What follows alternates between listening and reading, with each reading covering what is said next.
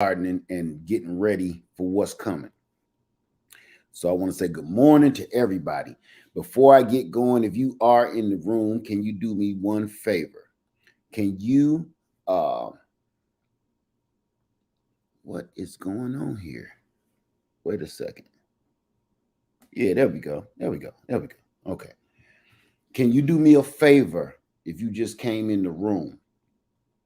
Can you tell me if you are growing sugarcane at all? I did a video about a week or so ago. Let me look. I think it was about a week ago. I'm going to tell you pinpoint it here in a second. Was I live? I was live. Definitely was live. Okay, it was literally 12 days ago. 12 days ago. 12 days ago, we all did a said I'm not okay. We all did I showed you how I planted sugarcane. I just want to show you because I got a bunch of comments that told me that's going to rot. That doesn't work. I got a bunch of, I had to let them go because the reason why I let them go, because I've been growing sugarcane for 12 years. And I know, longer than that, actually, I know for a fact what works. I got videos for years of me growing sugarcane, how I store it, how I keep it, how I grow it in all different kinds of ways. Growing it in containers, growing it in the ground, how to start it, easier ways to start it. So I didn't have to prove anything to anybody, but I removed those comments off of my video for the simple fact that those are lies, and I don't want anybody to think don't question this one. Okay, everybody got their own techniques, but what I'm telling you is true. So I showed you last week. Can you see the yeah? I showed you this working, right?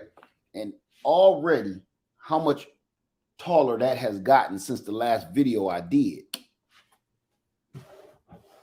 Together, me and you, I literally watched you in that live, and I will link that video after this video goes off.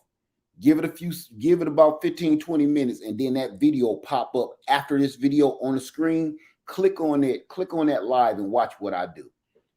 I'm going to show you what happens. Now, I'm late because this was actually about 5 days ago where I started seeing this. So subtract 5 from 12, and that's how many days you got. Let me show you. Just so you see, this is everything we did. Can you see what's going on in there? I'm going to show you a little better than I could tell you. Now, I'm going to give you the perfect example of what I was talking about. Once this start growing up too big, you got to take this lid off.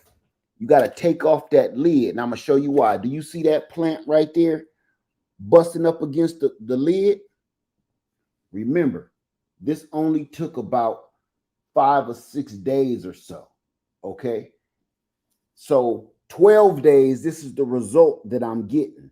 You guys were with me. You can go back and study it if you want to and see good and well, like, oh, that's not the same bowl he was using. You can see everything I was doing just to prove this is the same stuff. Now watch inside. Let me see if you can see inside. You can see the roots trying to bust out. Well, let's just open it up. Let's just do that. That's what you get. Now, this is exactly what you get. I did not put any holes under the bottom, no drainage holes at all. I just used this old salad mix bowl. You can use any kind of container or bowl that you want to. It does not have to have holes in the bottom. It works better like this for me without putting holes in the bottom. And the reason why is because the sugar cane absorbs so much water You will literally, once these two couple of stalks get a little about a foot long, you're going to actually start watering this. You're going to actually start watering this. Now, I'm going to be honest with you. I particularly would not start trying to fertilize it yet while they're in containers because they will take off. They will take off and the season isn't ready yet. And a lot, I live in the South. I live in Columbia, South Carolina. The weather is freaky for us even. My tree is in full bloom out here in my garden. This tree that sits over my yard is in full bloom. It's January. Even for us, that's crazy. So we don't know what's going to happen. Of course, they're going to have some snap cold, some snap frost to come back and kill all of this stuff that's growing. If your fruit trees are blooming, and then from this warmth that we're having, and then that cold snap come, it's going to kill them blooms, and you will not get no fruit that season, that next season. So don't fertilize. Don't press these. Don't force them to grow no faster. Don't fertilize them. Don't do nothing yet until that last frost date. That last frost date, when you get close to that last frost date, then start fertilizing them in the containers. And the next thing you know, let me set this down. Then start fertilizing. Next thing you know, when they start skyrocketing, that's when you're ready to take them outside and either put them in your container that you plan on growing them in, or you need to put them in the ground, and they are in the grass family, and they literally grow like grass. I'm gonna take any questions real quick before I go on and show y'all any more. Let me see what we got. And I also got a great surprise for y'all that I said I was gonna have for y'all last time. But I'm gonna show you that first. Let me put it here so I don't forget it. Okay. Good morning, everybody. Thank you for coming in the room. Everybody in the house tonight. What's going on? It's good to see you. Any questions so far? I'm gonna start at the bottom because the screen is kind of rocking here. Say 72 Ghosts. Hey, Juan Torres. Say Columbia, South Kakalaki in the building. You see me? Cause eyes said so. Okay, ATL. All right. Hey, Triple Threat. How you doing, my sister? Let me see what we got here. Bean Juice in the house. I don't see him, but I see Triple Threat hollering at him. Okay, Bean Juice galore. There you go. I see you. Okay, how tall can cane get? I don't know. I don't know. The tallest I have ever grown it was clearly well over 12 feet tall. I mean, that's easy. That's easy to do. But with a shorter season, it all depends on how much you're watering them, how much you're feeding them, and it depends on what kind of sugar cane you get, what variety. All of that depends on how tall they get.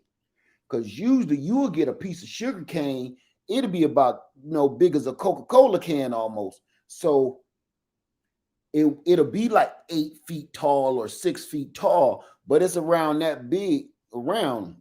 So you gotta, that don't even, that's neither here nor there. It depends on what you're trying to do. And once you start getting into sugar cane like that and checking varieties and all of that stuff, you in a whole other field than I am. I'm just trying to grow the sugar cane, the sweet stuff. Let me see. Are they heavy feeders? Yes, they are. Very. The more, they're like almost like bananas. The more fertilizer you give them, natural fertilizer. Remember, you're eating this. The more natural fertilizers you give them, the hardier they'll grow. Okay. All right, P-Pam.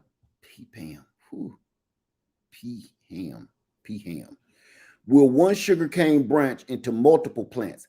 Yes, definitely yes. And I'm going to show you that example right now.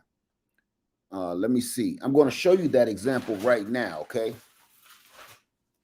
I should have brought this other chair over here. I think I will. Think I will. Think I will. Think I will. Ugh. Okay, perfect. So as you can see, oh, that's perfect. As you can see, you got a node right here on this one, right? And let me see if we can see it better. This big monster right here, this is coming off of that same, it's hard for me to see backwards, that same piece. But here's the crazy part. Even though you have that node there and there's nothing else around here, some kind of freaky way, sometimes you get multiple shoots coming out of that same thumbnail that sit there. I got one real deep down in here that I can't show you, and it's trying to do multiple shoots, but the camera. So but this is how tall it grows in just a good month or two. Now be careful with sugarcane because perfect. Hang tight. I'm gonna tell you this. The sugarcane are like saw blades. They are like razor blades. All you got to do is brush up against them. You won't know you're bleeding until you start sweating or something, or infection setting in, or something else get in it. You won't even know you cut all up. You look like you've been in a cat fight. I'm gonna show you at this perfect angle the saw blades, how sharp these sugarcane leaves are. Watch this.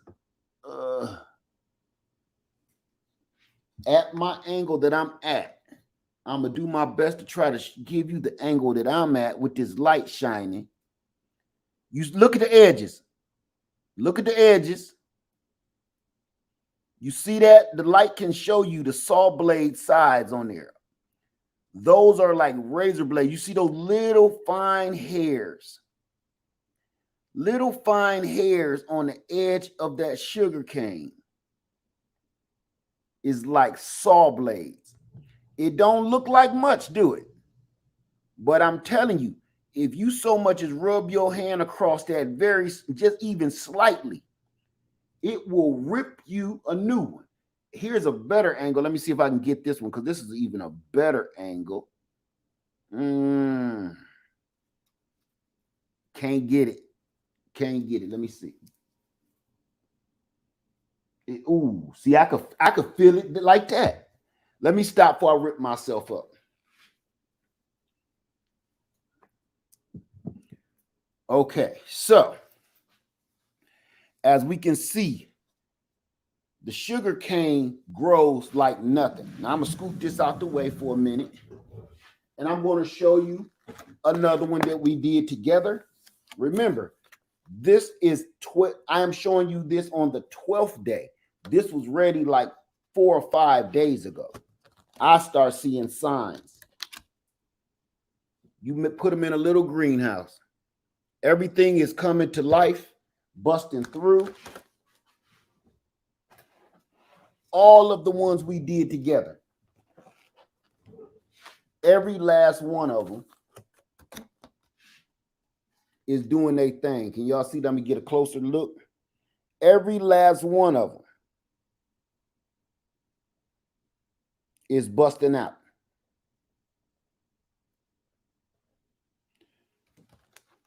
We did 4. I think I did 1 off camera, but I also did more later.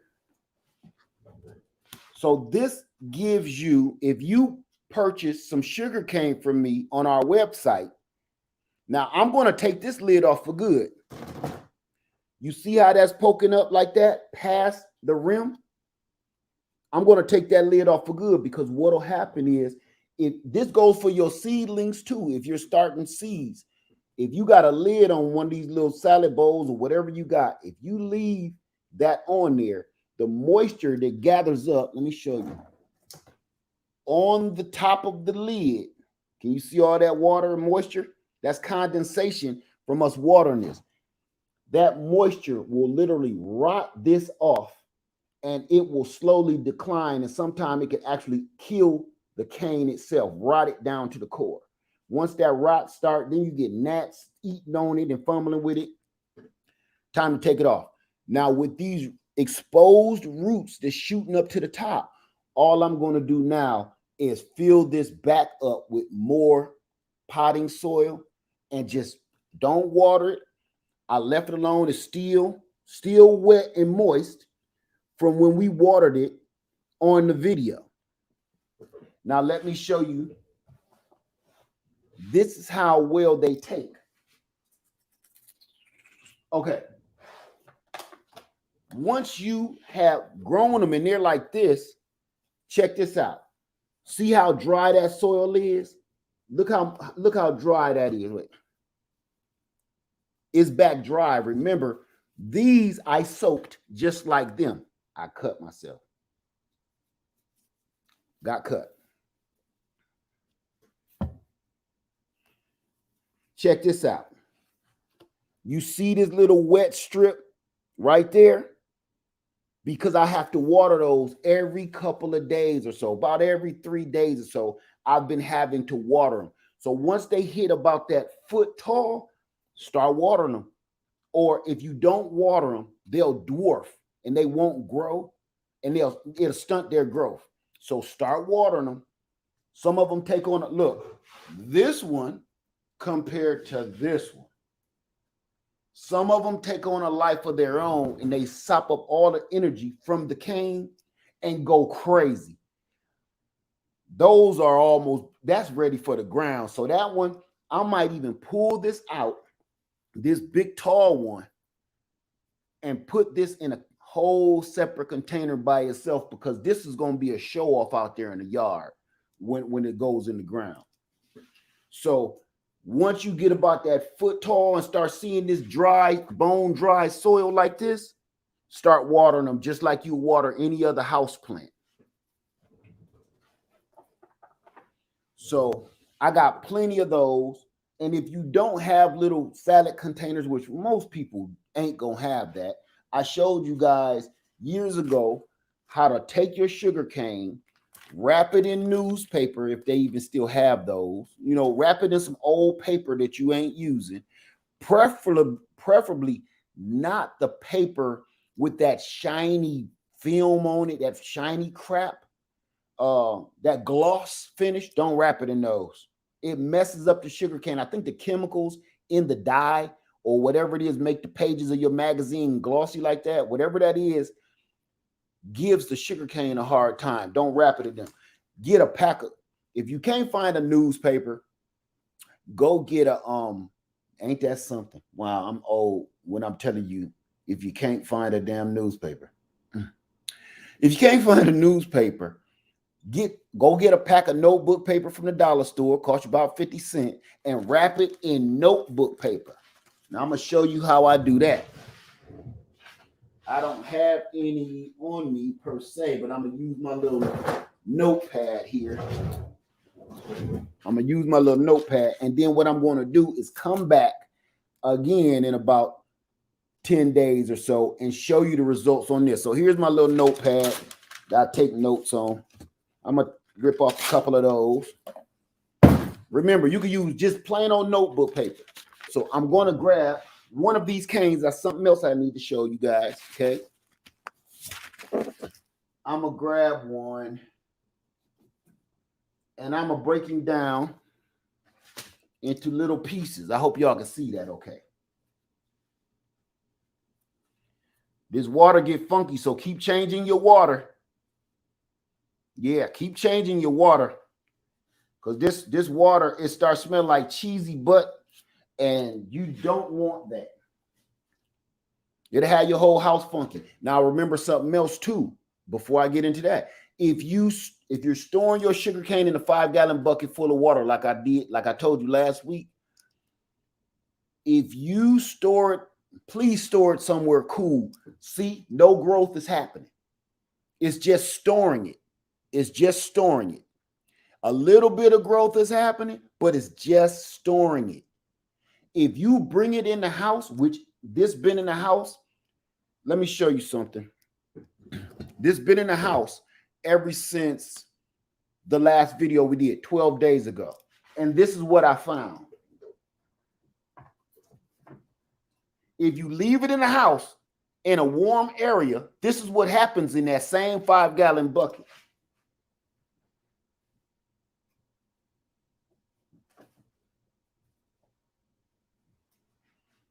You start getting roots. Can y'all see that? You start getting roots start to grow when that warm, you bring them in a warm inside your house, inside your apartment, they start growing roots in that bucket.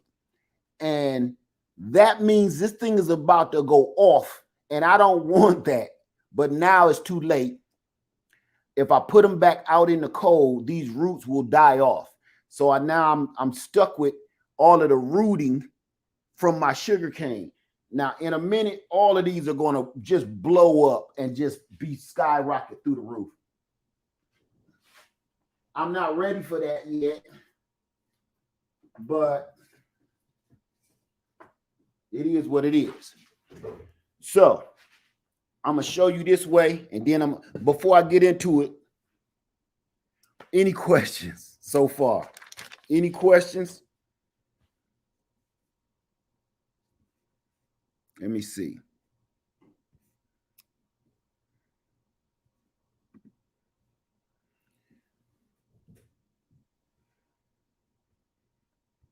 Good morning, everybody in the room. Any questions so far about anything I've said? Okay. Question: how to avoid mold in the container when starting seedlings? Don't water it so much. If you're getting mold on the top, let me show you something.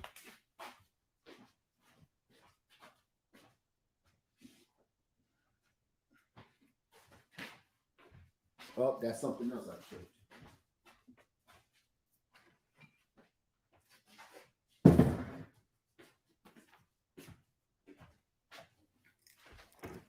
If you're starting to get this little fine mold on the top like that, is that what you're talking about? When you start getting that fine little white mold and that eventually start turning green, let me back that up and get you a little better view. Slow the camera in. Stop watering it so much, okay? Kind of try to scrape that top layer of that soil off and stop watering it so much. That means you're over watering it. Now, eventually sometimes that mold will stop your seedling from growing. It'll stunt the growth, if not kill it all the way. Let me see. And FYI, you don't have to put it in 5-gallon buckets. You don't have to put it in salad bowl containers like I showed y'all last week. You could just literally put it in a normal cup and just set it and have it like a house plant. It'll do the same thing. So none of this is particular. That's just what I had on hand. They work so great. Okay, let me see. How much water did you put in the bucket? You want the water to cover that first node. Let me see.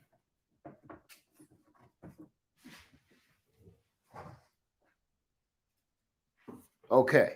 When you put the water in the bucket, you want it to fill up. Now, I don't care how many canes you put in, make sure that water covers this first knuckle because that's absorbing water. The bottom and that first knuckle is absorbing the water, and this is where your root's going to end up growing. So I'll make sure you can even see the moisture line in here. You can't. I got it right over the first node by about 2 inches. So I can make sure all of them, and I cut all of my sugar cane just like this, about 2 inches from the bottom. I do this on purpose so I can make sure that it's in the bucket of water for storage. I'll leave that out because we're about to use that. Okay, so this, now let's get back to the other way to do this. Oh, let me check any question. You can grow these in any state, Avi. even in the code. Let me see. What were you going to do with the notebook paper? I'm going to show you in a second. You're right. I'm getting to it. It's just so much to say. I keep remembering other things. I'm getting to this right now. Are grow lights needed while growing inside? Yes. Yes, they are. Whatever you're trying to grow. Can you find sugarcane cuttings in Detroit? I have no idea. I truly doubt it. If you find sugarcane cuttings in Detroit, you're going to end up finding them in a ethnic store of sorts. But when you find it in these ethnic stores like that, the problem is they freeze them. They bring them from Florida and down here, they put them in a refrigerated frozen truck. And by the time they get to Detroit and all these other northern states, they're not good for planting. They're only good for eating. They will not sprout. What's up, Learn to Grow My Own? And Dale in the house. Okay, no more questions. So I'm going to get right back into it.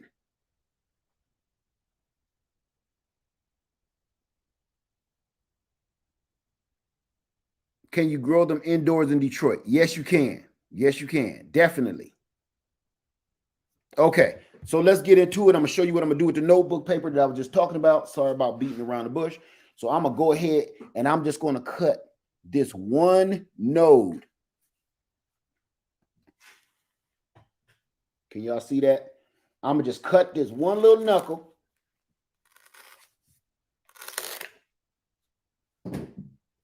This is all you need. This is usually what I sell. Well, see, that one is busted. That one is busted. So I'm going to get rid of that. I'm going to eat that. But we got a good little baby toenail right there. See that? We got a good little baby toenail. So we're going to grow that one. So I'm going to do the same with this.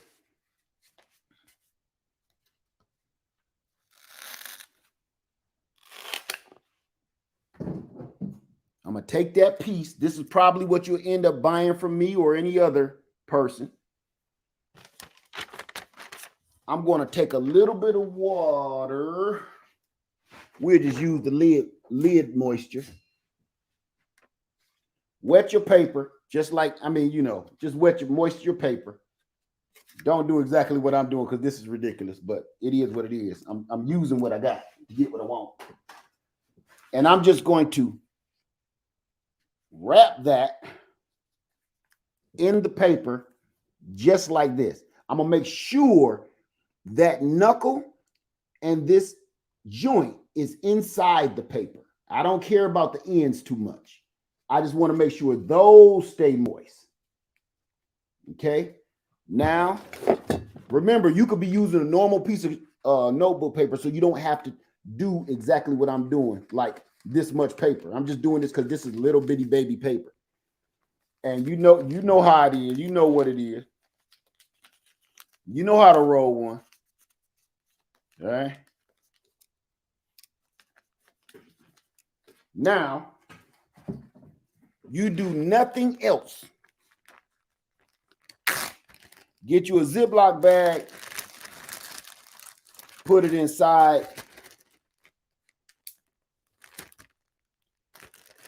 If you go set this on top of the refrigerator, like where it's kind of dark and you got all kind of stuff up there, old Hennessy bottles and Cavassier bottles. I don't know why people save their bottles, because I know why you do it. Same reason I used to do it.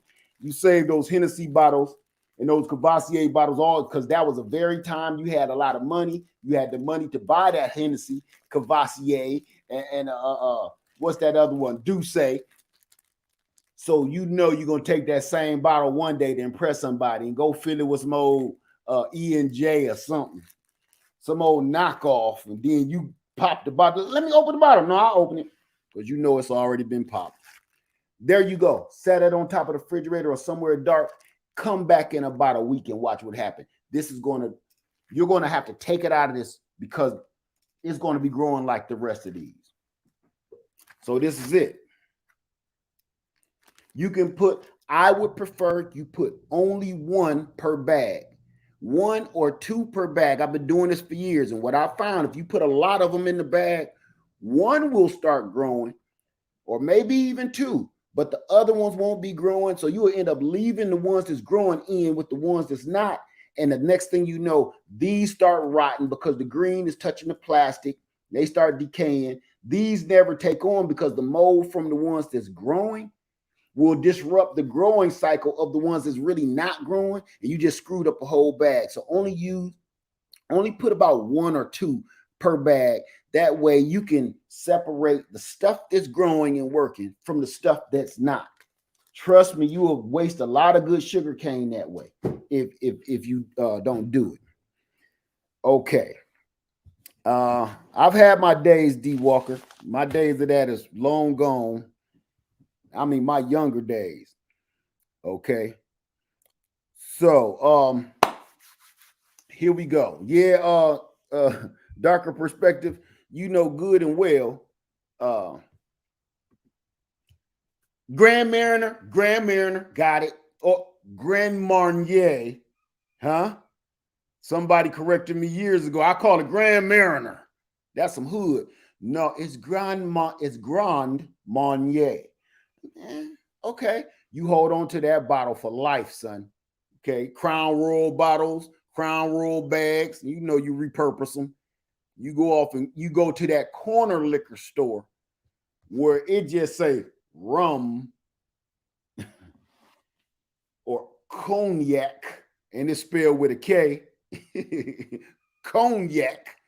It's a K in the front and a K on the back. Cognac. And you use that and pour it in a Hennessy bottle, Cavassier, Douce bottle, and try to have your friends, you fronting and stunting with your friends. They think you really balling. That's neither here nor there. But this is how I grow sugar cane every year. I didn't do it for the last couple of years for all kind of different reasons, but this is my first year doing it in about a year. So this is it. Do I have any questions whatsoever, not about repurposing your Hennessy bottles, but about the sugar cane, starting your seeds, or starting the seeds in the baggy roll, you know, your nickel bag of funk. This the nickel bag of funk right here. Because it do stink. It do stink. Okay.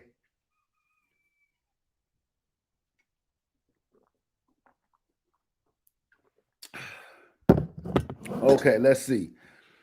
Do you grow mushrooms? I want to grow king oyster mushrooms. You know, I was going to start growing mushrooms. Um, the reason I don't grow mushrooms, Lady Lead has a kit that she's about to do. The reason I don't grow them because I like mushrooms so much. I want a lot of mushrooms. I don't want a handful of them off of no kit. I want a lot. Now, my friend, Ession's Family Garden, he grows mushrooms. He knows all about them. Okay, yeah, somebody said that nickel bag of funk. You see, you hear it, Trey. Paula says, I'm new to this. How do you prepare it to eat? How long does sugar cane need to grow? Okay, this is what I'm going to do today for Paula and everybody else. What do you do with sugar cane? I'm going to answer that in a video. Right after this, I'm going to put out a video, not a live, of how I process sugar cane. It's a little long, but every second of it will blow your mind because it blew mine. Okay, it ain't just because I was the one doing it. I used to watch other people do it with their super long videos, and they didn't even speak English, so I didn't even know what they were saying. But it was so fascinating to me that I said, I'm going to do it. I've never put out this video. This video is probably 2 years old or better, and I've never released it till I just found it the other day, looking for thumbnails for this. So I'm going to release that. It's damn near raw, uncut. Is, you know, you will see. Not only am I going to process the sugar cane, me and Lady Lead are going to drink sugar cane juice for the first time. Blow your mind and what it does to your body, the feeling it gives you. I cannot explain it. You would have to taste it fresh yourself. Okay, let me see. So, where we at? Okay, let me see. What's up, Black Tropical Homestead in the house? What's going on? Good to see you, my family. Good to see you. Okay, so now I got a big surprise since no questions on the nickel bag of funk, the nickel bag of funk roll, or anything else. These are the results from just not even 2 weeks, not even just barely over 1 week of growing these. We did this live. I'm going to add that video on the end of this. Remember that. Trey said, I placed my pepper stalk in a bag like that from an old video and wrapped it in paper towel, moistened with, I should have thought of that, paper towel. I got paper towels over here. Moistened, but the paper towel turned black and freaked me out. Any wisdom here? Yes, that is excellent, excellent, excellent question. I'm going to tell you what happened. I did this years ago.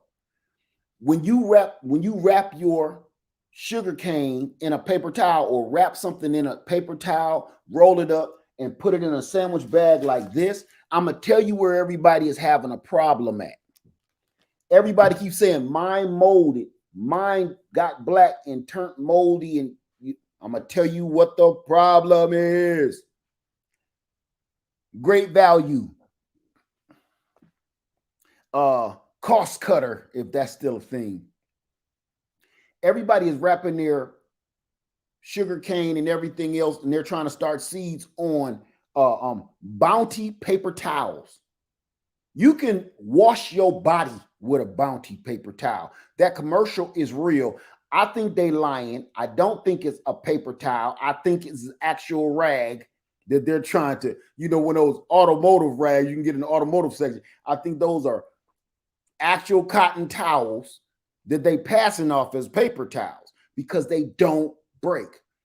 They also mold because they don't really give. They don't break down. You see how this paper did? You can tell that paper is ready to break down already, right? Those thicker, more expensive paper towels, I always get mold with those. So what you want to do, you want to use something super cheap. Like you see how that water went through this paper? Use something super cheap where it's not water absorbing and strength and all they double woven. Don't use that. Use the cheapest paper towels. I'm going to show you some right now.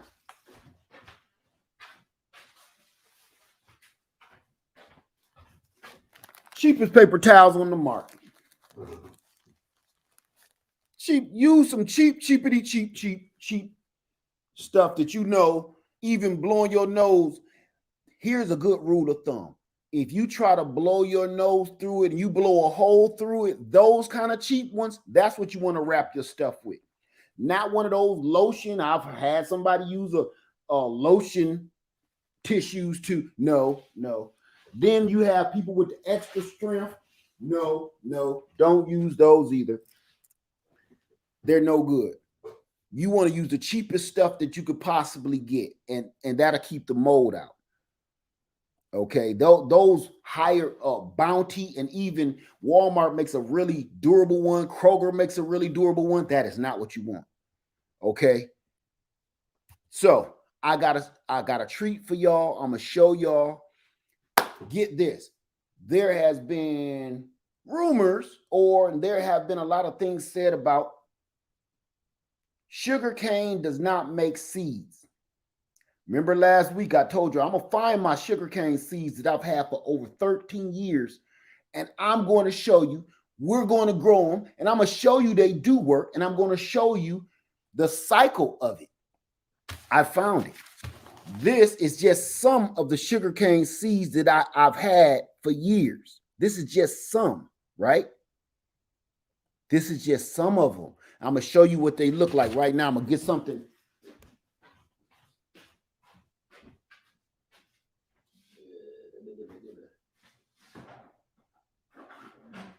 Okay.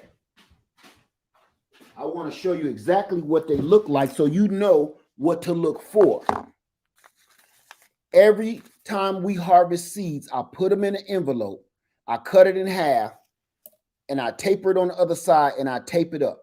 This is how I store my seeds every time. So here we go. This one has been open because a couple years ago I had to prove it to somebody else that they are real. They are real. It's easier for me to put it on this white tray, so I don't want to aim down at my goodies. In these pajama pants, something might fall out. Okay. This is what they look like. I'm gonna just use a couple.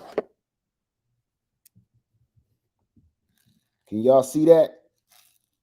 This is what they look like. They're just like, I can't even place what they're about the size of a ballpoint pen tip. These are sugarcane seeds. And yes, they work. Yes, they grow into exactly what's standing here behind us, real sugarcane. I've had these seeds for years. So what happens is the sugarcane, once it's spent and it get to a top or it gets stunted, which what I believe happened to mine because the cold set in. As soon as we had a cold snap, yeah, they look like broccoli seeds, right? As soon as we hit a cold snap, all my sugarcane in that crop, in that part of my crop, kind of stunted. And they grew these big tassels on the top like corn. And I was like, that is crazy. So I let them dry out. And by the time they was dry, I harvested the sugarcane, but I collected at least half of a 5-gallon bucket of these seeds. I've since gotten rid of a lot of them because I just had so much. And I got these still to this day. And I'm going to show you that they work. They actually work. Okay. So all I'm going to do, I'm going to put a little bit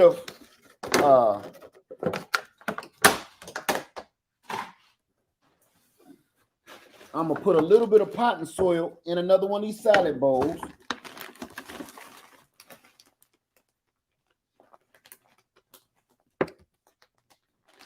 Try not to make no mess, y'all. I don't want no whooping. I'm not doing good at this.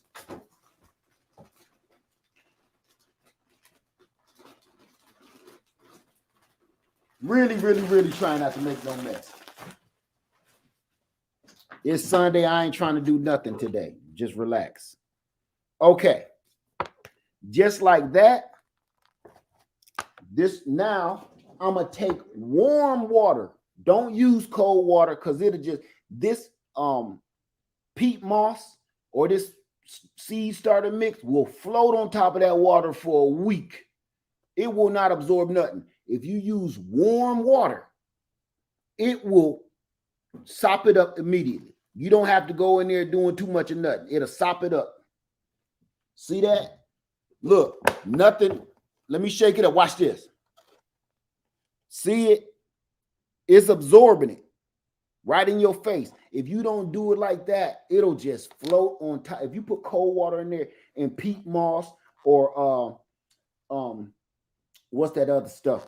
It'll just sit there and float for weeks, right? So you let that, you can reach in there and stir that up if you want to. It's just easier when it's warm. It's just easier. It clumps up. See that?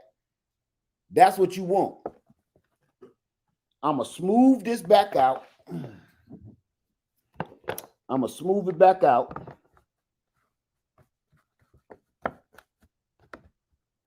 Just like that.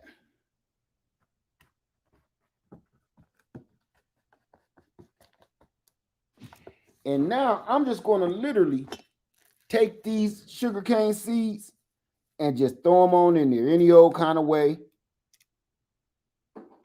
You don't need many, or you will have hundreds of them. You don't use too many if you ever get any of these. That's why they sell them in about a pack of 6, or they might sell a little bitty gram of them or something.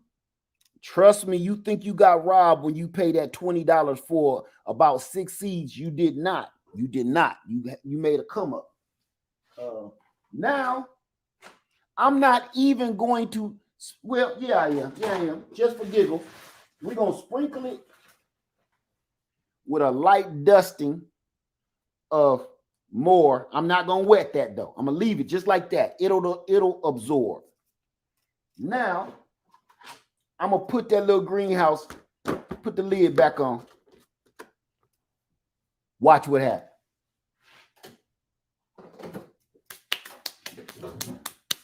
And that's how that works. Is that simple. Any questions whatsoever?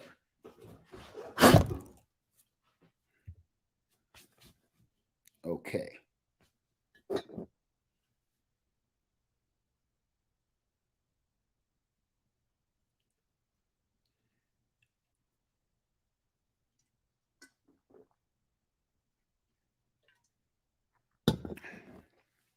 Hey, lad, is that garden potting soil or does it matter?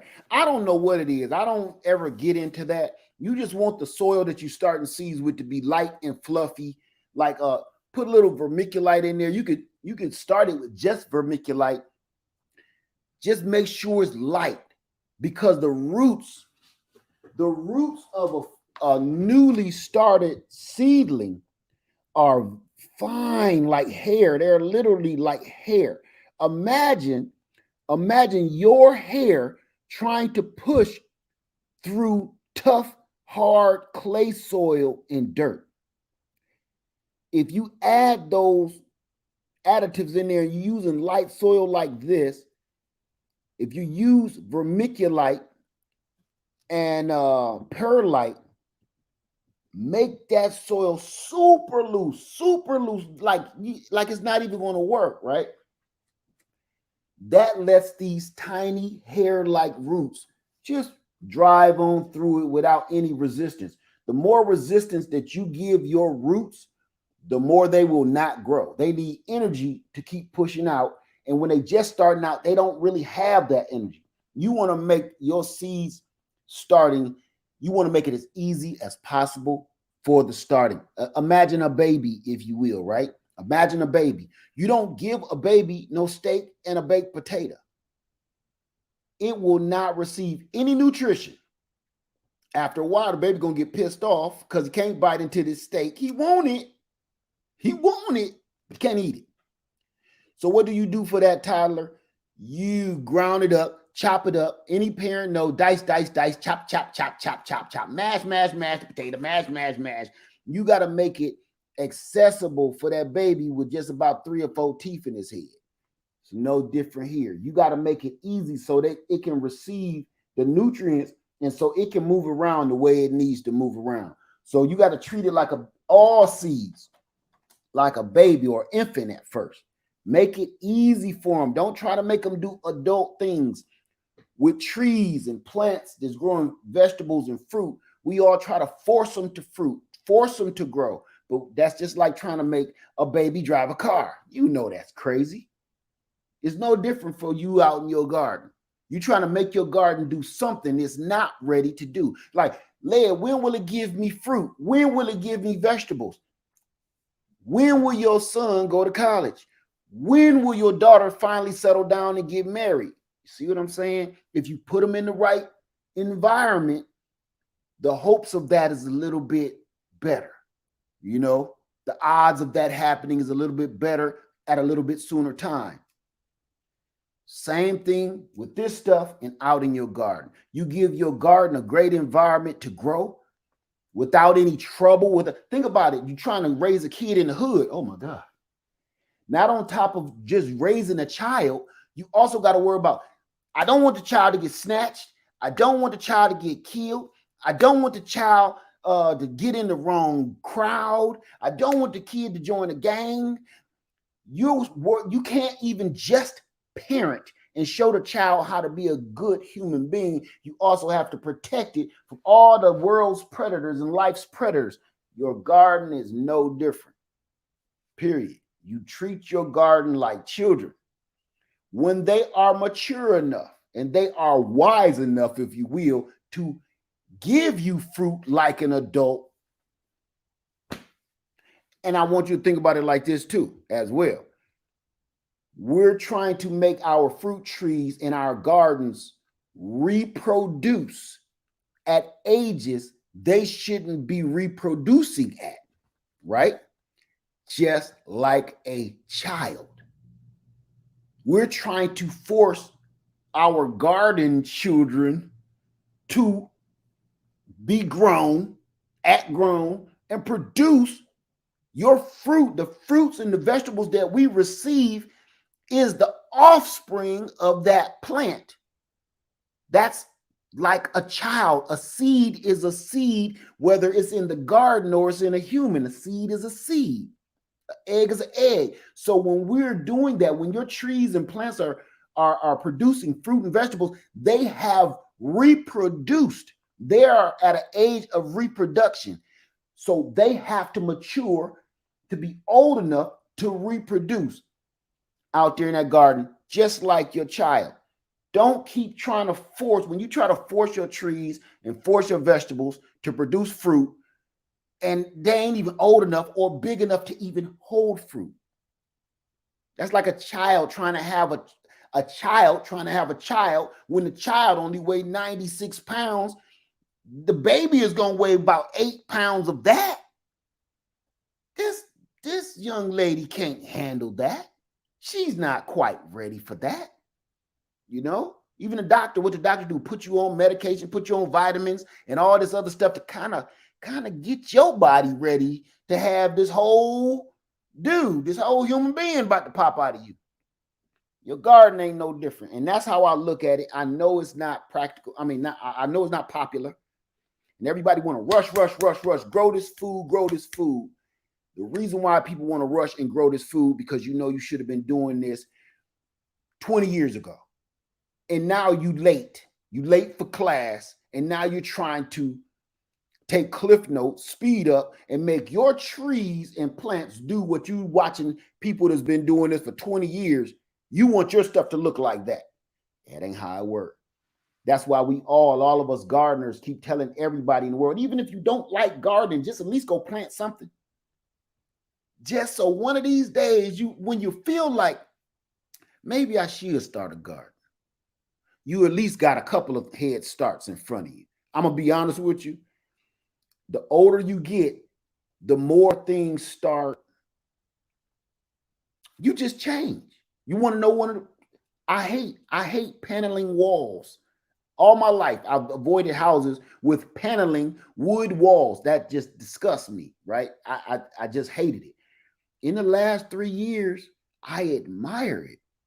I passed over houses and good deals because it had wooden walls and wooden paneling on the wall. I passed over deals. Here I am at 50, and I love that look now. Cherry wood walls, cherry wood cabin, log walls. Now imagine what deals that I missed out because of some ignorant thing I had in my head years ago. Now I want that log cabin, and now I'm screwed because the house prices are through the roof. All right, any questions whatsoever, y'all, before I get out of here? I don't want to keep y'all too long. It's been about an hour. Okay, I'm ready for the questions. Let me see what we got here.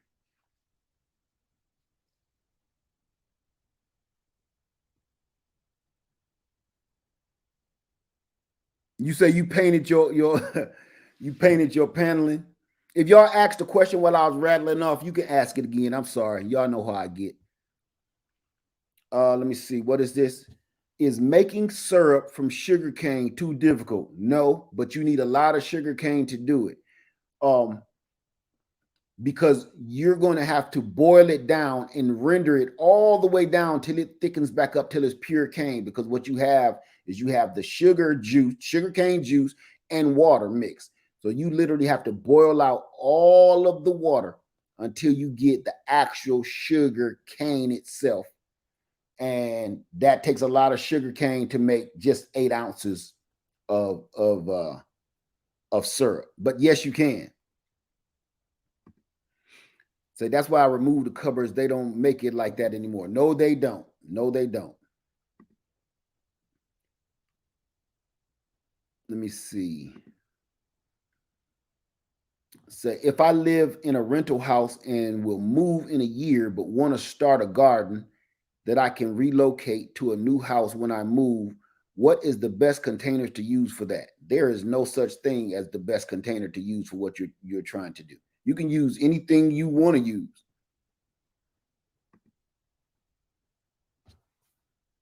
Let me help you a little bit. I'm going to tell you what I did.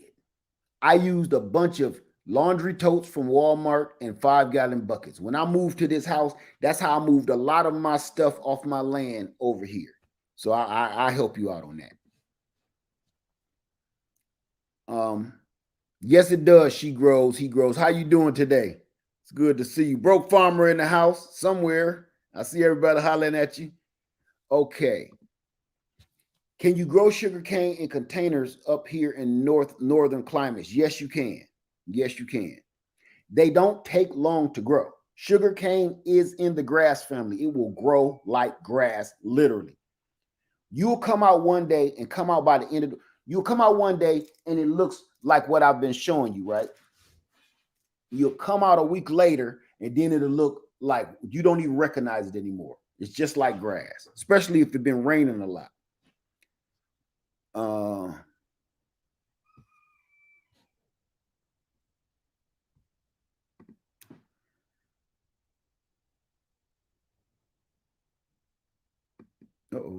I don't know what that is.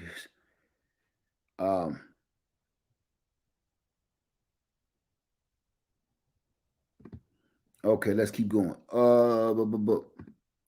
What varieties of sugarcane do you have? I don't get into that. I just have the red. The red sugarcane always does well for me. I don't like the yellow. I got some yellow, but let me show you. That's a good question. Yellow always does the skeleton finger. Let me show you. The yellow sugar cane always start getting weird on me. See how that start doing the skeleton finger? Drying up. It's just not hardy for me. I've never had a lot of luck with the lighter skinned sugar cane ever. So I stumbled on this and I just kept it, but it ain't doing no different. I was hoping it would do something, but it ain't doing no different than I've always experienced. It sucked to me. And it doesn't taste as good as red sugar cane anyway. Ooh, let me get that leaf away from me. That'll cut me like Scarface. Okay.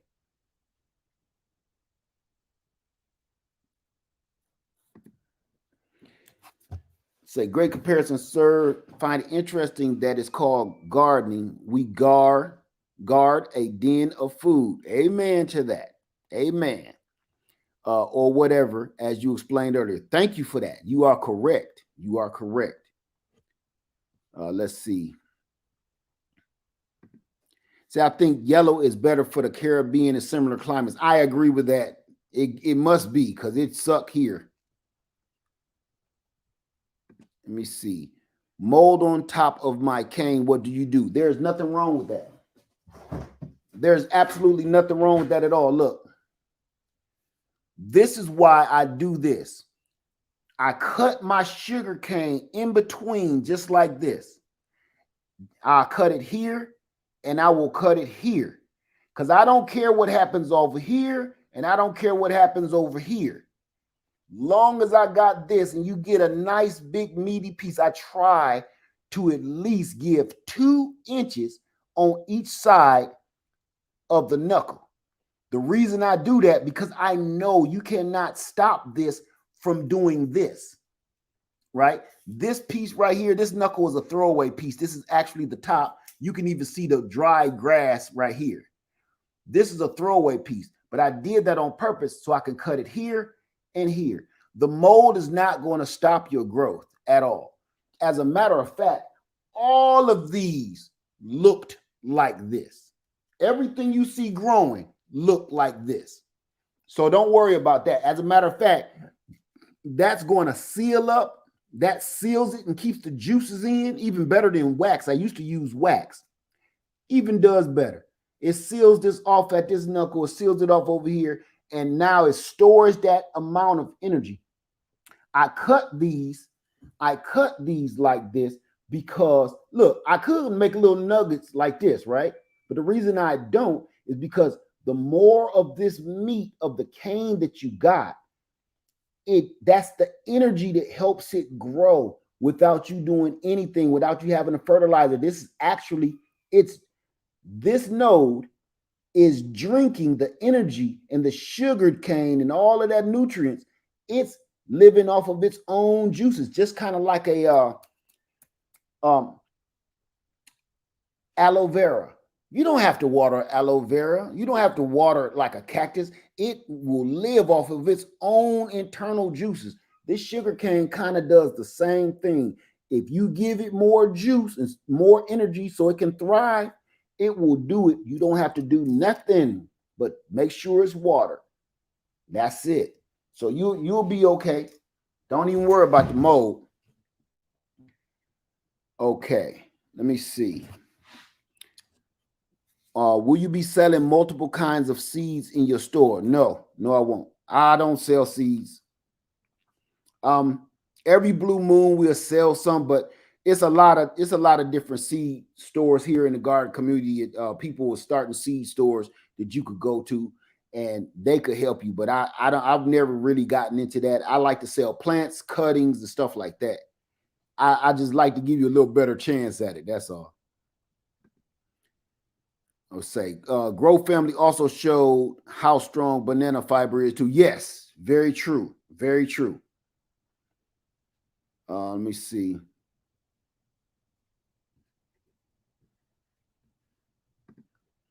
Okay, so I'm in Illinois. Lynette Lewis says, I'm in Illinois. Should I try to find sugarcane grower close to me to make sure it doesn't rot in mailing? It's not going to rot in mailing. It's not going to rot. Trust me. I sell these all the time.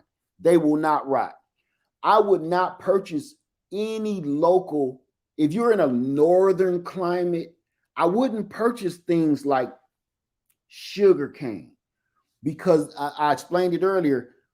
That sugar cane, especially in like these ethnic stores, they're shipped from down here, down south. They are frozen and shipped up north, and then they put it out for you to eat.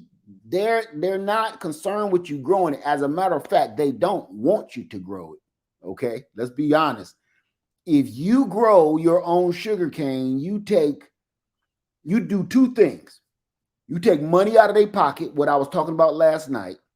Number two, you don't have the chemicals and real weird crap that they have put in their sugar cane or in their granulated sugar, brown sugar. Go look at a documentary on how sugar is made. It's not just sugar. It's a lot of weird stuff that goes in there. You don't think it is, go check it out. So when you're processing your own sugar, you know what to do. I would still order it from the south, somewhere southern, where growing sugar cane down here for us southerners is nothing. It's like people even got sugar cane wild down in Florida. So it's no big deal. I wouldn't grow it from anywhere local. Let me see. Are you selling sugar canes? I don't know if she still has them on the website. I sold a lot of it, and frankly, I'm gonna be honest with you. I think I'm about good for my season, so I may be able to part with some more. So if you are interested in sugarcane cuttings, I will have her when she gets back. I will have her post a few more on our website. That way, because I got plenty now. Now I know I got plenty. I got stuff growing. I got my own stash, and this extra, I'll be able to part with that. So do me a favor. Keep checking out my website at easilygrowngarden.com. Let me see if I can put it here.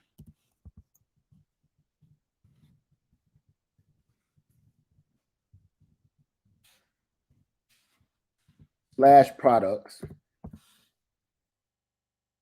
This is my website I'm posting right now. That's our website. If you go there, you can click on that and it's going to take you to the sugarcane cuttings. And if they are saying sold out, if we're saying sold out, give it an hour or two and so we can change that. Okay.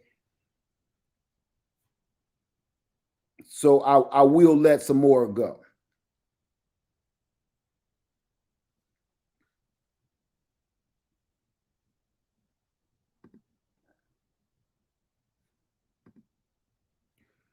Okay.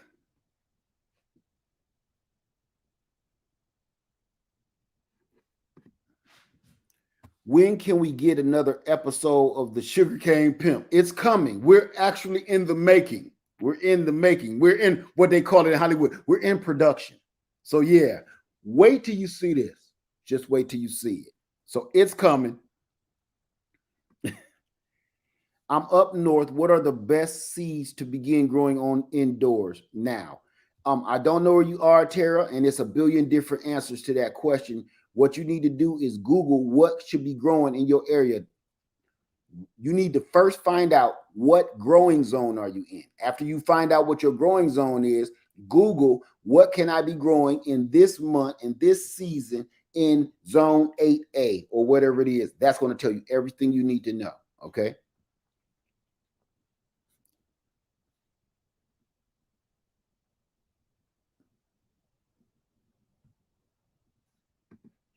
Is Princess Leia making any more hair pomade?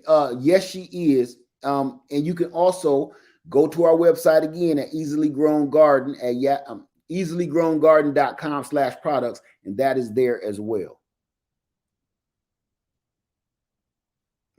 Thank you for that. She'll love to hear that.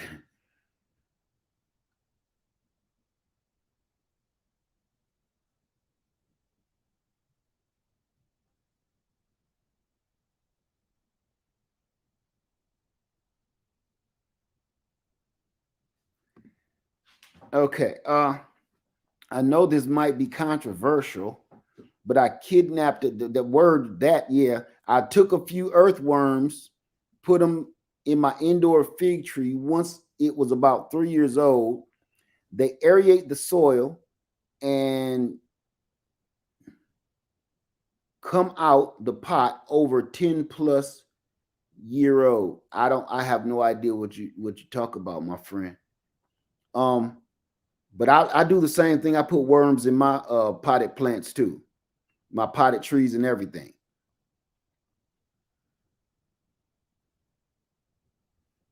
Let me see.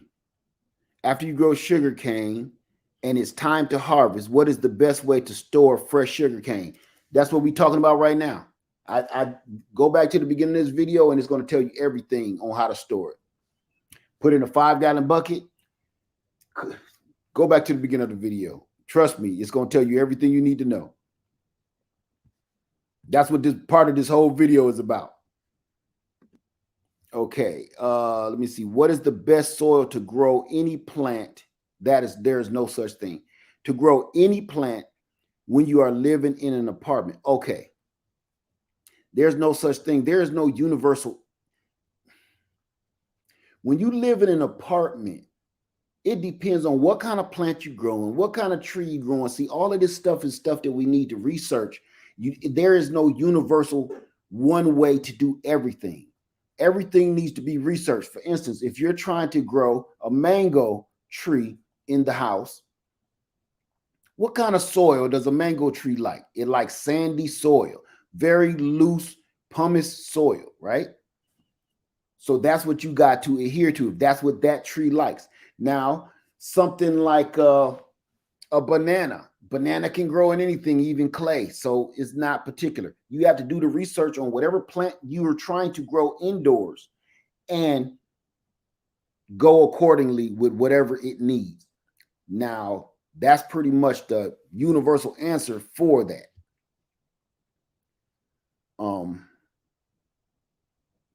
Let me see. So you gotta watch that. You gotta be careful. All soil is not for everything. You could put something in some sandy soil, and I can't think of nothing right off the top of my head, but if you put something in soil that's too sandy, it's not holding any nutrients, it's not holding any water, and that plant or that tree may fail because it's not in the environment of soil that it needs to be in. Let me see where we at.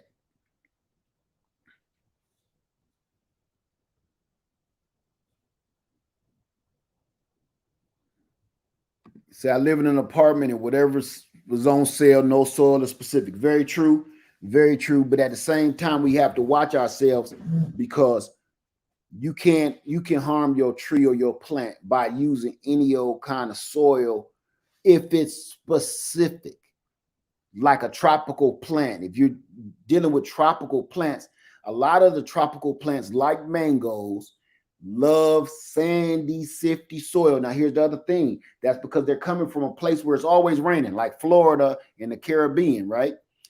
It's always raining. So that soil needs to be loose. For instance, let me show you why I can't grow mangoes on my land without putting it in some sort of raised container bed. Let me show you. Can you see my yard out there? I can't zoom in. I don't think, no. You see all that water? That's water, standing water right there. And as you also see, there are no trees planted down that little trail of water. I cannot plant anything tropical right there because of that saturated clay soil that's right there. So I have a lot of tree failures down that strip. That's why I just usually just use that for walking around my yard. I don't plant nothing in that area because I see this soil right up this strip is terrible. Mango needs to be in a more loose soil that's like closer to the front of my house. Gotcha. Okay. Let me see. What was that?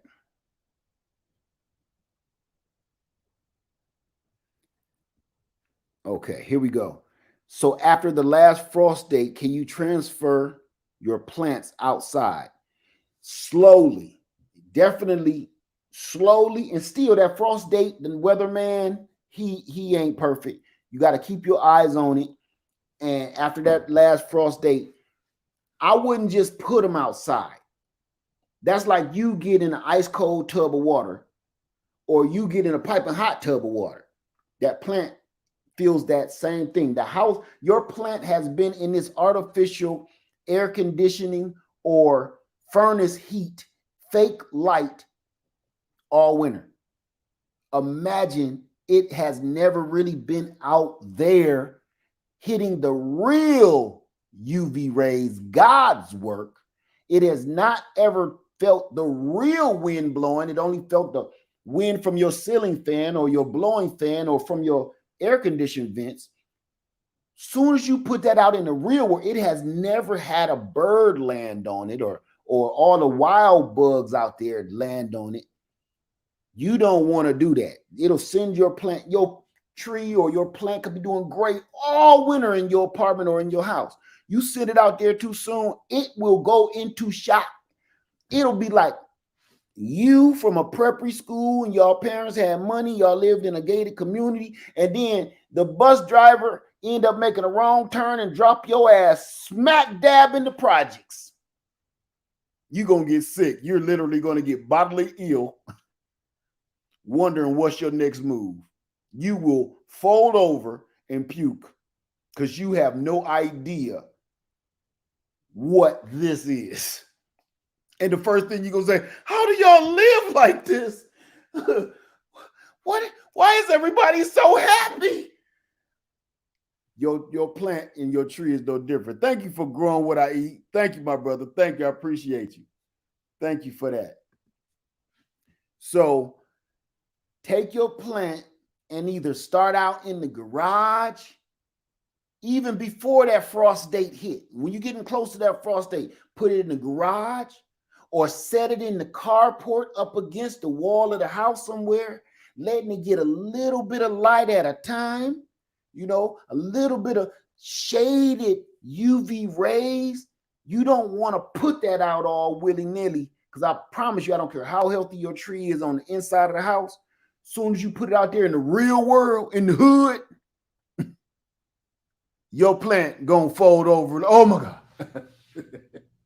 Oh, what is this? Everybody does it. Every year, I put out something too fast every year, and every freaking time it folds over like, oh Lord, oh, take me. Every time. Because I hate having to do baby steps, get inch closer to the door, onto the porch, onto the patio, out of the carport, closer out into the yard, blah, blah, blah, blah. That's a headache.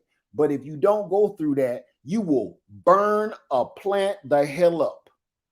You will roast it like chicken. Okay, it's not ready for the hood. Your real out there, that's the hood. That's where the news happen. Okay, that's where the news make their money at. Okay, out there in the ghetto, that's garden ghetto right there. And while they in the house, this is that preppy school, that private school, that homeschool training, you know, gated community. This is literally your gated community. It's sipping smart water because you done drunk a little bit of smart water. You had enough. You pour a little smart water in your plant, your spoiled ass plant. Your spoiled ass plant is in here drinking smart water and Berkey water, you know? So soon as it go out there and it's going to get rain, animals peeing on it, bugs nibbling. Oh, God. I don't know how y'all live like this. So be careful, okay? All right. So it's 50 degrees where I am. Is it okay for my potted lemon to be outside? It's been out there doing fine. Yes, yes. 50 degrees is fine. Where can I get sugar? You mean sugar cane? I'm gonna be selling some on my website a little later today. Say, I'm loving the website. Great products info. Thank you so much, Faith. Thank you. I need to do some updates because I got new stuff coming, some new gear. Somebody was like, "Yo, Led, update this gear, bro. We need more. We need more swag." I was like, okay. I've been just so busy, but thanks for the support anyway. Thank you so much, my friend, for the super sticker. Guava, I appreciate you.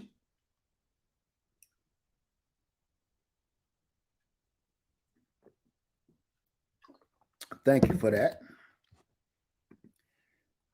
How to protect plants from rodents. Someone suggested herbs and peppers. Any suggestion from squirrels, raccoons, possums, cats, birds? No. You just got to do whatever you got to do. Here's the other thing.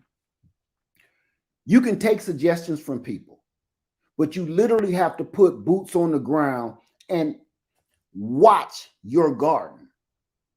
You just can't go off of what somebody else's experience is. Even me with this, okay? You have to literally, and I know this sounds rough, but it's just the truth and people don't want to hear it. You literally have to watch your garden. One day, instead of when you get a day off of work or whatever, one day your job is to spend your whole entire day in your garden. When you don't even have any work to do, which is non-existent, you know, just always something to do in the garden. Sit your butt down, fix you a nice glass of lemonade or something, and a sip, cut on your music, and watch your garden all freaking day from sun up to sundown. I'm gonna tell you something. You will learn something every day that you do that. You will learn there are specific predators doing certain things. You thought it was a whole nother kind of animal doing this to your vegetables, right? You could be 100 times wrong. I've been wrong 1,000 times. I used to think deer was coming in, messing with my garden. My deer preventative stuff worked. Guess what it was? Geese. Geese in this mug. So here I am ready to put a deer on a plate, and it's the geese. So until you figure that out, you have to sit out there and watch your garden, because in your garden, this is a world for these animals that live in this area. The animals in my area, for instance, you don't have a beaver problem. I'm almost guaranteed that I can say that. Me, I have a beaver problem so bad that if I don't put damn near chain link fence around each and every tree and plant, they will destroy it. So you have to watch, set out some night vision cameras and watch your yard in the day and in the night. Sit in your yard, watch the animals, watch what animals, don't just be in awe by their beauty and their cuteness. Watch what they do. Watch where they go. Like, why do this one group of ducks keep going at this part of my yard every single day? It's a nest there. You will find out. Why do the geese never bother you? The geese don't care. You know, they know my face, I know theirs. But when I go to this part of my yard, the geese get aggressive and they attack you. They start doing this, you know, like, what's up? You know, y'all ever seen a goose be like, what's up? They do their head. That's they talking to you like, either when they doing that, that's either like, we good? Or it's like, man, back up. Man, they what's up? And I do it too. I'll be like, we good? If I go too far over that way, they get aggressive. Why? Because it's about 3 or 4 eggs in a nest behind this tree that you don't know nothing about. You got to watch your garden. If you just planting stuff and you just throw caution to the wind, you're going to fail. You have to watch that. Okay? And a goose will mess you up. If you're a male, can I say that these days? If you got meat and potatoes on your plate, that's all I can say. If you got meat and potatoes on your plate, if you're attacked by a goose, the first thing they go for is your meat and potatoes. True story. And those beautiful little fin flipper feet got claws on them like a dragon. Don't think that beautiful goose won't mess your whole life up real smooth like. True story. If you're out there in some jogging pants, man, it can get you. It can get you if your boy's hanging around. If your boy's hanging around, you know, that you let that goose get too close, it'll pull at him, okay? It'll tug at you, play tug of war with you. It'll play tug of war with you. So I don't play with no goose. Ask me how I know. Yes, that goose will. You seen Squid Games? They tug of war. That's about how it go. One of y'all gonna lose. Okay, one of y'all gonna lose. Okay, so pay attention to your garden. Pay attention to the animals and the creatures around. For instance, I'm sitting here having some tea the other day. You know what I see? Bald eagle. I hadn't seen one in years. Bald eagle. I didn't see it catch the fish, but it sat right up here on this branch. Right up here on this branch in my yard. I recorded it the best I could. Right up here on this branch and ate a big carp. Amazing. I thought the only bald eagles that we had in our area was down by the lake, the big lake, Lake Murray. They got a nest around here somewhere. Bald eagles just don't be flying around all willy-nilly like seagulls. They show up. They don't travel too far away from their nest. So that means I got a bald eagle nest here again. It was beautiful. Let me stop. A bald eagle nest somewhere around here. So close where it felt comfortable enough to stop and eat a huge fish on this branch. My chickens was going nuts the whole time. He sat up there for maybe 30 minutes. Chicken's going crazy for 30 minutes. But you have to watch your trees, watch your garden, watch your lake, watch your water, watch your land. And you have to get used to your yard and your land. So you know what to do. You see how I showed you where this water sit? It's some more water that sits over here in my yard. I know that because I pay attention to when it rains. Where does the water hold up? Where's the water? It's hard for it, just drains too fast. You got to pay attention to that stuff. Okay. It ain't just gardening, ain't just put some seeds in the soil and just don't care about it. You have to pay attention. Even if you just gardening for fun, you still got to pay attention. Okay.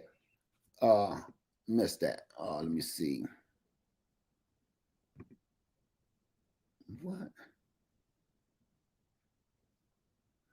No, Eagles don't play. Lee Harv, how you doing? Say, let's see. He's right. Got to spend time with your plants. I spend so much time with mine that I've done everything but give them names. Watching the garden is a full-time job. You are a shepherd. You are the shepherd and the steward over your garden. Literally. Your livestock. You have to watch over your livestock in your garden each and every day. Each and every day. And you have to take mental note, if not written note, of what changed, what's going wrong, why is this way, why is this chicken acting weird. The last mental note that I took was, this was months ago. One chicken was just acting weird. All the chickens is tripping and jumping up and trying to eat and everything, right? This one chicken just was sitting over in the corner, kind of like looking at me like, it's over for me, bro. I ain't even hungry. Like he on death row, he know tomorrow, they gonna, pull the switch. He just kind of like, I ain't even hungry, bro. Just go on, man. Go on, feed him. I'm like, I'm going over there touching her. She letting me rub her, everything. I'm like, this ain't good. Come out the next day, finito.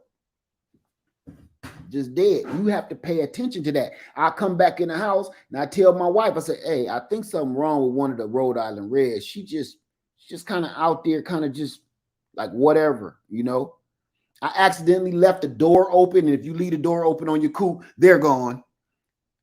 The rest of them was eating. She was right by the door and just sat there like this. Like, bruh, you left the door open. You might want to come get this before they get done eating. I ain't got time. She was dead the next day. You got to pay attention to your garden. Pay attention to your livestock. Don't just get livestock and just leave them out there to, play fight club in the coop. You got to go out there and see what's going on. Who's the weakest? Who's the strongest? Who's the greediest? Who's the scariest? Who's the smartest? We got a chicken called Peckerhead. Peckerhead has been with us the longest because Peckerhead thinks she's a human being. True story. Can't make this up. When I get enough time, I'm going to probably give Peckerhead her own doggone cage. About to cuss. True story. She's the only hen that I can let out and she do normal stuff. She don't go in your garden eating garden stuff. She don't go in the neighbor's yard. She don't be tripping. She can get away from all predators. She don't escape from hawks. And the reason we call her Peckerhead is all the other chickens hate her. No, I've had her in 3 different groups of chickens. Every freaking time, the rest of the chickens hate her and try to kill her. They hate her. So what do? Peck her head. So we call her Peckerhead. She'll be bleeding out the brains. And every time I think she's gonna die, she good. So she got a little Caesar reef ball patch sitting right here on the back of her head behind her comb where they always be trying to peck her brains out. She's human. I'm telling you, she's reincarnated or something if you believe in that, because that mug right there do some strange stuff. She like a parakeet or something. She is one chicken that I won't eat. If something happens to Peckerhead, I'm gonna bury her and give her a ceremony. I ain't talking about burying her under one of my fruit trees like I do the rest. Nope. I'm gonna give her a ceremony because I don't believe I don't believe that's a chicken. I believe I'm gonna be out there singing, how do I say goodbye to what we had? The good times they made us laugh. Boy, I'm gonna be out there crying if Peckerhead something happened to her. Because I don't believe that's a chicken. She ain't gonna end up with mayonnaise and cheese on her back at all. She ain't gonna become a nugget. She different. But that's because I've been watching her for years and see how she moves. She don't even lay eggs with the other chicken. She go in her own spot and lay an egg. And if I come out there, the other chickens will destroy her egg. They hate her that much. They will destroy her egg. They won't even eat it. They will just destroy it, right? So if I come out there, she keep knocking on the cage like, hey, yo, I got an egg. Please come get my egg. When she do that and she doing this weird little dance she do, it's an egg in her corner somewhere and it's never failed, not one time. So you have to pay attention to your livestock, pay attention to your garden because all of this stuff is alive. That's the part we keep missing. All of this vegetation and your livestock is a life. It's alive. So all the people keep talking about I'm a vegan because I don't like eating live animals. You can take that whole saying and cram it because the vegetation that you eat to keep you healthy is alive. Is it intelligence? Yes, it's intelligent. When you eat that food, if you put this, let me show you how intelligent. People say, well, I don't eat things that used to be alive.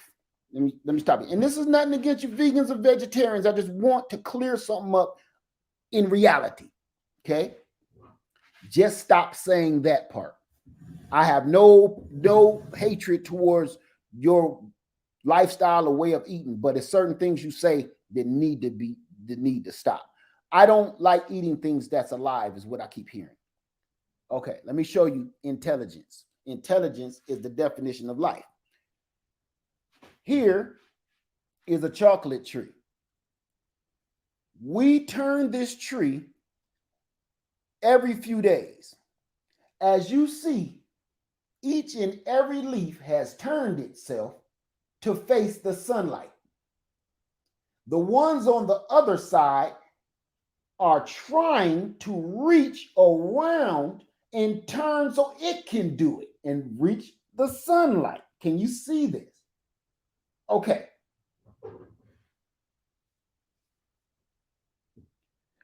When we turn this pot, the leaves will turn around again and face the sunlight. The whole tree will turn itself and its leaves facing the sunlight. So what is that telling you? That tree is saying, this is what I need to survive.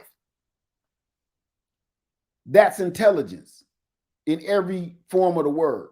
It's alive. It knows it needs water. It knows it needs. Look at what your house plant will do. Your normal average house plant will send out a feeder root. If you keep trying to dry it out I ain't gonna get it down. If you keep trying to dry out your house plant, it will start sending out feeder roots out of the bottom of your pot. It will bust through the pot to send out feeder roots to try to receive nutrients because it knows there is no water coming in here ever. I got to figure something out before I die. That is intelligence. Period. So I have no problem with the way people eat or their lifestyle, but I do have problem when people play with words. I don't like eating things that used to have a mom and a dad. That's stupid because how was the seed produced? It had a male plant and a female plant that reproduced and gave and bore seeds. It had a mom and a dad. Let's be for real. It's alive. It did reproduction just like we do it. That's a life. So I don't Again, don't take nothing away from nobody's lifestyle and way of eating, but let's clear up our definitions of what we're saying before we ridicule other people on what they eat and why they eat it. Okay. So if you don't believe me, put a daisy in the window and watch it for a week. Every time it turns towards the sun, turn it and make it face towards the inner of the house and watch you come back the next day and that daisy done turned this way. That's intelligence. It knows what it needs to live just like you do. You get thirsty, you go get some water. You get hungry, you go make a meal. You got to let out waste, you go to the bathroom. That plant is doing the exact same thing.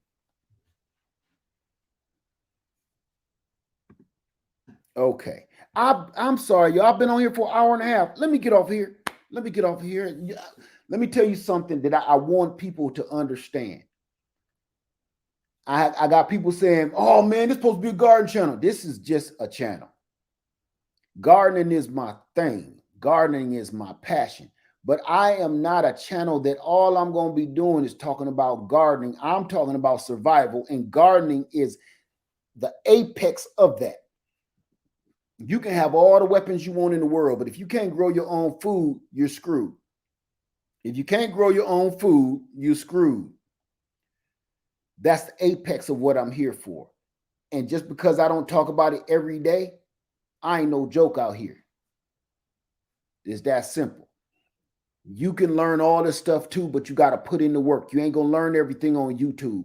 You ain't going to learn everything. Sometimes you got to pick up that book and read. Or you always going to only know what you saw on YouTube.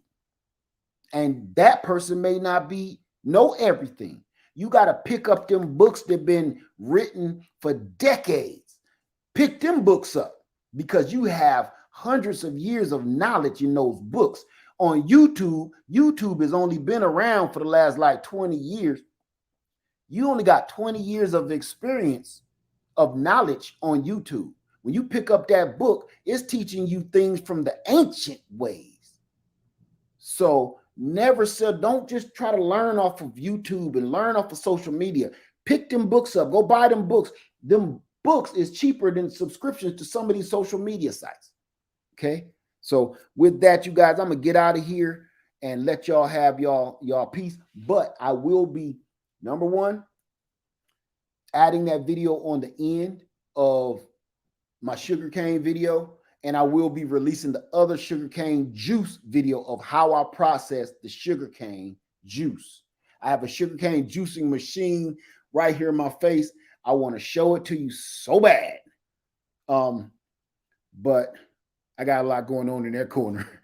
So, all right, everybody, when you see me juice this sugarcane, it's going to blow your freaking mind. I promise you that.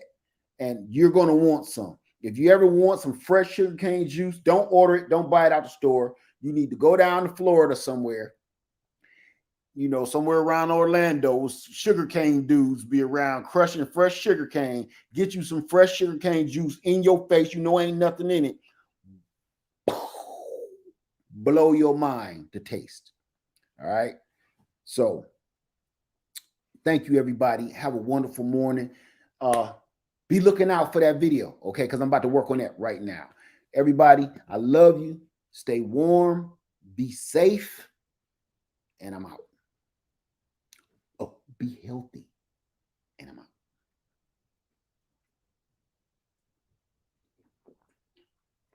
Guava. Peace. If you got any questions, please put them in the comment section below. All right? So I do my best to answer them.